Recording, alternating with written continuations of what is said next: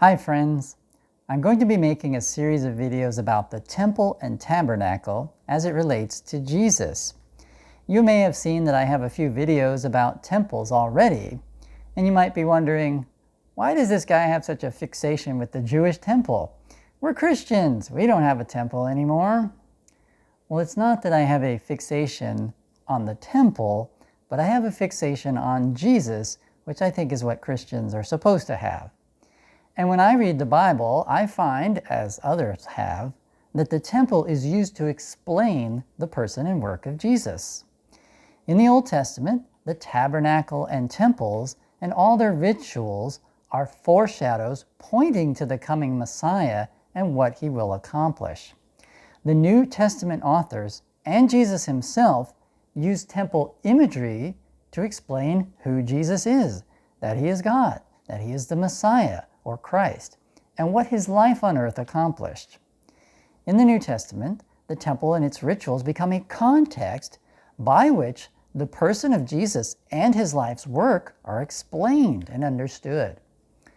This is a very Jewish way of thinking, but our Bible was written by Jews for Jews, so we have to learn to think like them in order to understand the Bible and see the depths of its teachings about Christ. Knowing about temples is very important for Bible study. If you don't know about the temple imagery, which is used as a context, then you cannot read the passages in their context.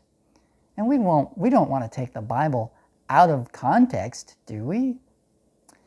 And since the temple is used to explain Jesus, then studying the temple is studying Jesus, which is what all Christians should be doing.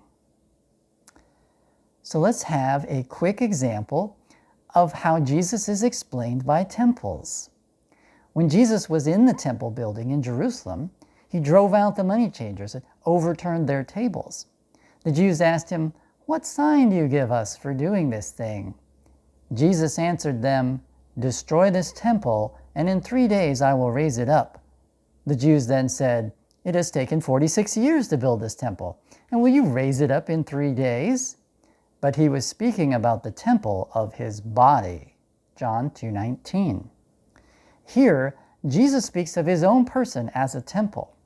Also, he uses the idea of a temple building that is destroyed and rebuilt to foretell of his bodily death and resurrection. In saying these things, he plants the idea that the temple building will be destroyed, that he will be the new temple of God's people, and that he is a temple that cannot be destroyed. In saying this, Jesus begins to reveal himself and his work using temple imagery. Therefore, Jesus, in his own words, demonstrates the principle I am talking about. It follows then that the more we know about temples, the better we will understand Jesus. And that's why this study is so important. So we've established that it's important to study temples. What does the Bible give as a definition of what temples are? To answer the question, what is a temple and what is its purpose, the best way I have found to explain it from Scripture is in what God said when he told the ancient people of Israel to build the tabernacle after their exodus from Egypt. The tabernacle was a tent, but it served the same purpose as all temples. It was just a temporary portable temple. Here's what God told them. "And let them make me a sanctuary that I may dwell in their midst, exactly as I show you concerning the pattern of the tabernacle and of all its furniture, so shall you make it." Exodus 25:8. If they were obedient, God promised, "I will make my dwelling among you, and my soul shall not abhor you, and I will walk among you and will be your God, and you shall be my people." Leviticus 26:11. God wanted to be present with his people, to dwell in their midst. You will remember that before the fall of man, God walked and talked with Adam and Eve in the Garden of Eden. That togetherness and fellowship were lost because of man's sin, so in giving them a temple, God was offering to restore their broken relationship. But because the people of Israel had not been cleansed of sin, it was necessary for them to build a sanctuary or holy place that was separate from them, but also in their midst and accessible to them. Then God could dwell among his people and be present with them, but there was still a barrier. Therefore, the first purpose of a temple is so that God can again dwell with his people. Let's find another. God said of the tabernacle, his dwelling, "There shall be a regular burnt offering throughout your generations at the entrance of the tent of meeting before the Lord, where I will meet with you to speak with you there. There I will meet with the people of Israel, and it shall be sanctified by my glory. I will consecrate the tent of meeting and the altar. Aaron also and his sons I will consecrate to serve me as priests. I will dwell among the people of Israel and will be their God, and they shall know that I am Yahweh their God, who brought them out of the land of Egypt, that I might dwell among them. I am Yahweh their God." Exodus 29:42. God brought his people out of slavery in Egypt because he wanted to have a relationship with them as God to chosen people. The sanctuary was called a tent of meeting because that's where we meet. God said that his presence will sanctify the place, that is, the fact that he is present will make it holy. And because the temple was holy, God's presence could be there, and thus he would again dwell among his people on earth. And not just be present with them, but meet with them and speak to them. In other words, to commune and have fellowship.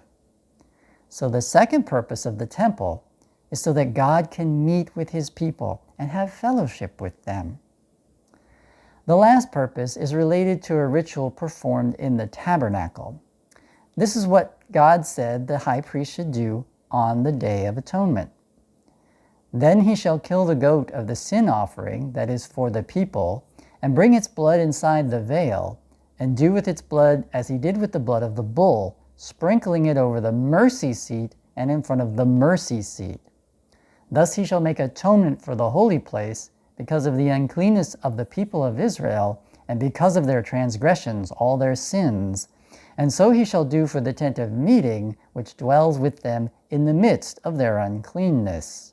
Leviticus 16:15. Now the mercy seat was the lid of the Ark of the Covenant. It was placed in the inner sanctuary of the temple because God wanted to meet with his people there. He wanted to speak to them.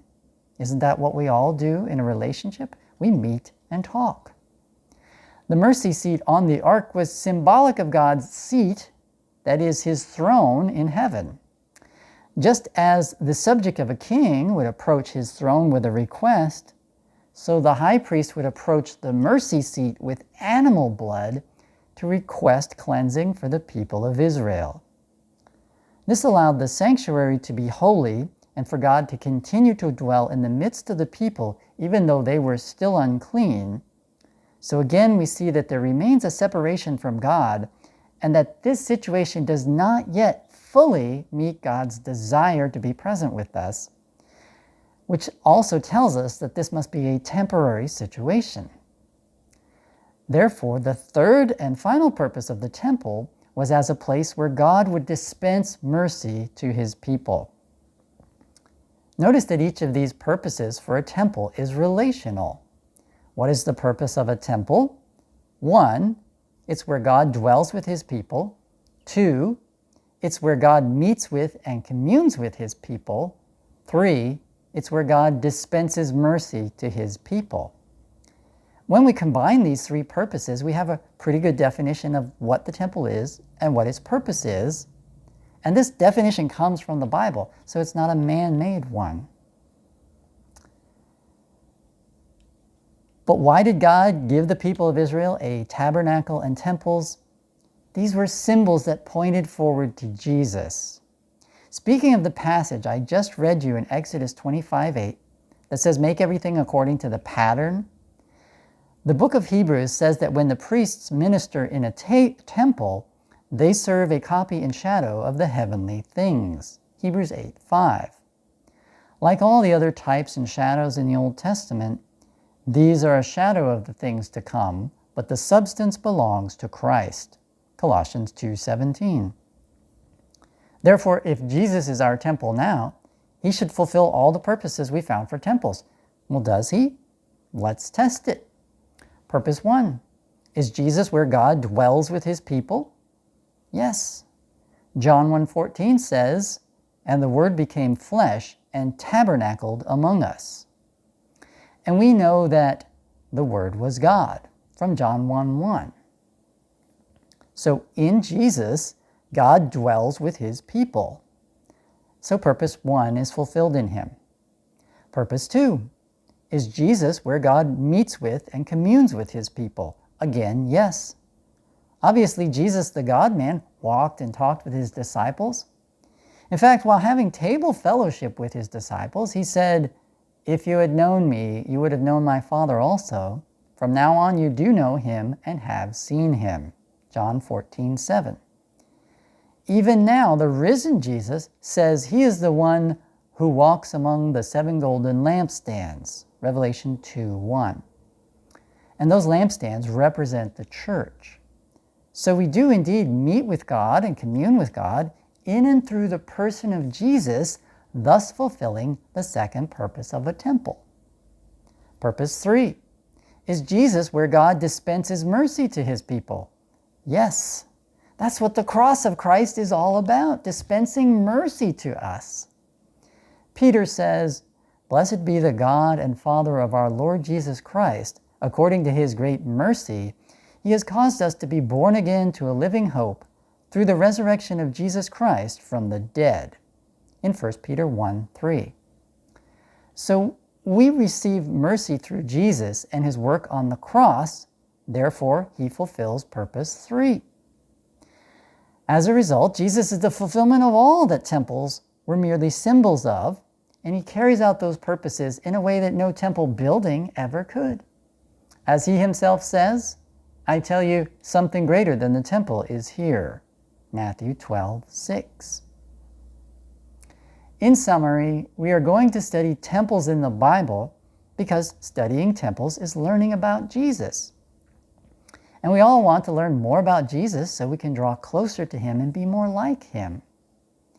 It also helps us read the Bible, which is full of temples and temple imagery. From beginning to end, from Genesis to Revelation, there are temples. And the Bible gives us a definition of what a temple is based on the purposes for which they were constructed. It's where God dwells with his people, communes with his people, and dispenses mercy to his people. And we have seen that Jesus is our temple now, fulfilling all these purposes which tents and buildings only symbolized. In this series of videos, we will be looking at temples and temple rituals and temple imagery in the Bible, but always with an eye to how they point to Jesus and explain Jesus. And there are 2 main points I want to demonstrate in this series. 1, that the Bible uses temples to explain the person and work of Jesus. 2, all that temples signified is fulfilled by Jesus, who is the true temple. I hope this series will bless you. Please keep the comments coming. Love to read those. God bless you all.